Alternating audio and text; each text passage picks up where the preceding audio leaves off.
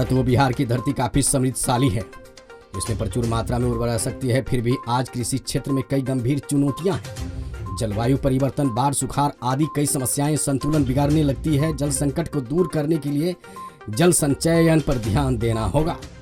वहीं रासायनिक खाद का उपयोग छोड़कर जैविक खाद को बढ़ावा देने की आवश्यकता है।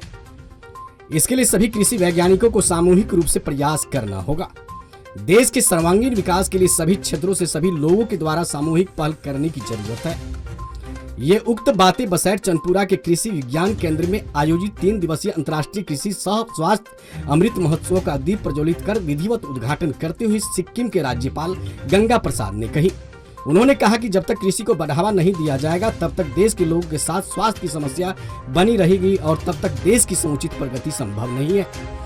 आज की स्थिति यह होती जा रही है कि उपजाऊ जमीन कम होती जा रही है और जनसंख्या तेजी से बढ़ती जा रही है। खाद्यान्न की मांग अधिक है।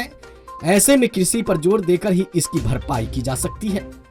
वहीं बिहार सरकार के मंत्री जीवेश मिश्रा ने कहा कि यूपीए के समय बजट में कृषि के लिए कम संभावनाएं होती थी, मगर आज पीएम नरेंद्र मोदी के शासनकाल में कृषि के लिए करोड़ों का बजट होता है।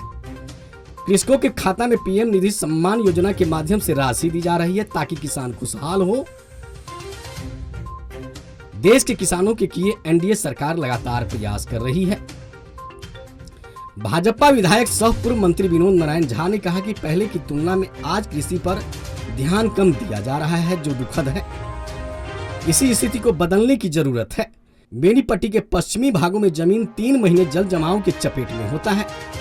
अब कृषि वैज्ञानिकों को इसको देखते हुए अनुसंधान करना होगा कि किसान कैसे उक्त जमीन पर फसल उगा सके। जबकि अध्यक्षीय भाषण करते हुए पूर्व सांसद पद्म भूषण हुकुमदेव यादव ने कहा कि किसानों की तरक्की के बिना देश की तरक्की संभव नहीं है। कृषि विज्ञान केंद्र बधाई का पात्र है, जो लगातार किसानों के लिए कार्यक्रम कर किसानों के हितों के लिए काम करती है। किसानों को प्रशिक्षण देकर अपेक्षित उत्पादन प्राप्त करने को प्रेरित किया जाना वाकई सराहनीय प्रयास है। इससे पूर्व सभी आगत अतिथियों को कृषि विज्ञान केंद्र के न्यासी डॉक्टर संत चौधरी ने पाग, दुपट्टा व मोमेंटो देकर सम्मानित किया। बता दें कि उक्त परिसर में कृषि व स्वास्थ्य से संबंधित स्टॉल लगाकर लोगों को प्रेरित किए जाने की भी मुकम्मल व्यवस्था की गई है, जिसे सिक्किम के राज्यपाल ने बारी बारी से अवलोकन किया। कार्यक्रम के दौरान मोहित खंडेवाल ने शिव तांडव नृत्य प्रस्तुत कर राज्यपाल का दिल जीत लिया। कार्यक्रम की शुरुआत में कामनी कुमारी ने गणेश वंदना की सुंदरम प्रस्तुति दी। मौके पर दरभंगा संस्कृत विश्वविद्यालय के कुलपति शशिनाथ झा, पूसा कृषि विश्वविद्यालय के कुलपति डॉक्टर आरसी श्रीवास्तव, पूर्व एमएलए रामाशीष यादव, नेपाल के कृषि सहयोग समिति के डॉक्टर योगेंद्र कार्की, हैदराबाद के एमएसएमई के महानिदेशक डॉक्टर गौरी स्वरूपा, डॉक्टर बलराज सिंह, अरुणिमा सहाय, विद्यासागर सिंह, डॉक्टर एमएस कुल्लू, भाजपा नेता मृत्युंजय झा, देवानंद मिश्र सुमन, जिला कृषि पदाधिकारी अशोक कुमार, एसटीओ अशोक कुमार मंडल, डीएसपी अरुण कुमार सिंह व उप प्रमुख अशोक कुमार चौधरी सहित कई गणमान्य लोगों ने भी अपने विचार व्यक्त किए। कृषि के क्षेत्र में नित्य दिन हो रहे नए अनुसंधान के फलस्वरूप प्राप्त तकनीकों के प्रसारण हेतु अनेकों कार्यक्रम भारत सरकार के संस्थान, भारत कृषि अनुसंधान परिषद एवं कृषि विज्ञान केंद्र के संयुक्त तत्वाधान में चलाए जा रहे हैं। इस अवसर पर अनेकों कृषि संबंधी प्रदर्शन, कृषि गोष्ठी एवं अंतर्राष्ट्रीय सम्मेलन, agriculture development it's challenge and future needs का आयोजन हुआ है, जिसमें देश के सभी राज्यों के मेगा एग्री एक्सपो 2022 में आप सभी लोग उपस्थित हैं। इसमें बिहार सरकार के माननीय मंत्री श्री जीवेश मिश्र जी और आज की अध्यक्षता कर रहे हमारे मित्र श्री हुकुमदेव नारायण यादव जी, जो पद्म भूषण हुकुमदेव यादव जी हैं और काफ़ी समय तक हम लोग एक साथ मैंने कई कार्यक्रमों में मिलते जुलते रहे हैं।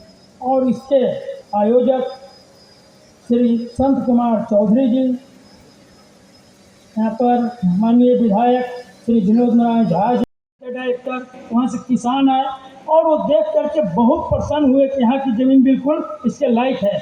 और उसके बाद मैंने वहाँ पर राजभवन में एक बैठक किया, उसमें जाकर मुख्यमंत्री आए, कृषि मंत्री आए, वैज्ञानिक लोग आए, कृषि विभाग के, हॉर्टिकल्चर विभाग के कई मैंने उसके विशेषज्ञ लोग आए और इस पर बातचीत काफ़ी हुई। और वहाँ से जो आए थे उन लोगों ने बड़ी प्रसन्नता मैंने अनुभव किया कि यहाँ का ज़मीन बिल्कुल उपयुक्त है और साथ ही साथ कश्मीर के जो केसर की गुणवत्ता है उससे ज़्यादा यहाँ का गुणवत्ता है। और इस प्रकार इस बार हुआ है कि 100 एकड़ से अधिक ज़मीन में केसर लगाया जाएगा और उसकी व्यवस्था हो रही है। सारी चीज़ वहाँ से बल को मंगा करके, और वहाँ से किसान भी आ रहे हैं। एग्रीकल्चर जो डायरेक्टर कार्य कर रही है, यह प्रसन्नता की बात है।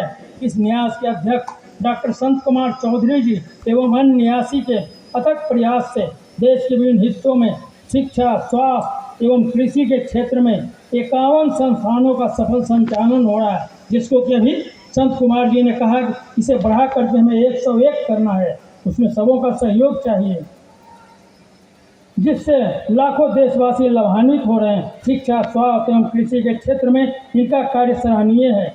उच्च शिक्षा, खासकर तकनीकी शिक्षा, कृषि शिक्षा एवं स्वास्थ्य के क्षेत्र में विभिन्न प्रकार के उच्च स्तरीय तथा गुणवत्तापूर्ण संस्थानों की स्थापना कर देश में एक नया कीर्तिमान स्थापित किया है। मधुबनी जैसे सुदूर क्षेत्र में शंकर नेत्रालय की स्थापना एक मिसाल है, जिसका लाभ हमारे बिहार के साथ साथ पड़ोसी मित्र नेपाल के भी, जो स्वतंत्रता सेनानी थे, जो शहीद हुए, हंसते हंसते फांसी के फंदे को चूमे हैं। उनके दिल में यह अरमान था, हमारा देश आज़ाद होगा, देश खुशहाल होगा, देश में अमन चैन होगा, देश जो कभी यह सोने की चिड़िया कहा जाता था, देश फिर से ऐसा देश बनेगा।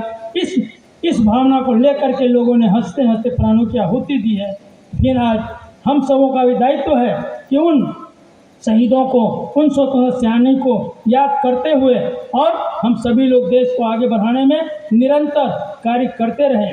मुझे जान करती प्रसन्नता है कि केंद्रीय कृषि एवं कृषि कल्याण मंत्रालय, भारत सरकार, भारतीय कृषि अनुसंधान परिषद, नई दिल्ली एवं श्री संत कुमार चौधरी शिक्षा न्यास द्वारा संचालित कृषि विज्ञान केंद्र चांदपुर बसैठ मधुबनी के संयुक्त तत्वाधान में कृषि एवं स्वास्थ्य अमृत महोत्सव सह मेगा एग्री एक्सपो 2022 का आयोजन हुआ है। विदित है कि देश में अनेक स्वयंसेवी संस्थाएं हैं कि आप लोग यहाँ पर आकर के, और इस जो कृषि वैज्ञानिक मेला है इसमें आपका पार्टिसिपेट हो रहा है, इसलिए बहुत बहुत बधाई के पात्र आप हैं।